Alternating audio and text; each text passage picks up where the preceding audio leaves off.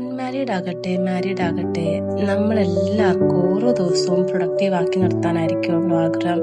അത് ജോലിക്ക് പോണവരായാലും ഇപ്പോൾ വീട്ടിൽ തന്നെ വർക്കുള്ളവരായാലും ഹൗസ് മേറ്റ്സോ എന്തോ ആയിക്കോട്ടെ, എല്ലാവർക്കും അവരവരുടെ ലൈഫും ബെറ്റർ ആക്കാനേ ആഗ്രഹിക്കുള്ളൂ കേട്ടോ. Self love, self treating it's very important. അത് ആണാകട്ടെ പെണ്ണാകട്ടെ.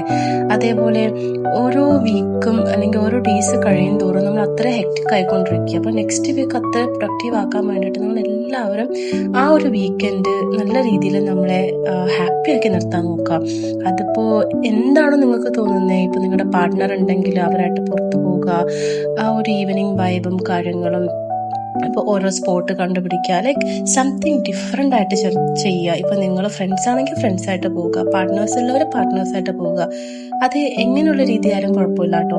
അതേപോലെ അവരായിട്ടുള്ള റൊമാൻറ്റിക് ടൈം, അത് നിങ്ങൾ ആ ഒരു കണക്ഷൻ റീബിൽഡ് ചെയ്യുക. ആ ഒരു സ്ട്രെസ്സൊക്കെ മാറ്റി വൈകുന്നേരം ചെറിയ ചെറിയ സ്ഥലങ്ങളിൽ ട്രിപ്പ് പോവുക, ഫുഡ് കഴിക്കുക, അങ്ങനെ ലൈഫ് ഹാപ്പി ആക്കാനൊന്ന് നോക്കി.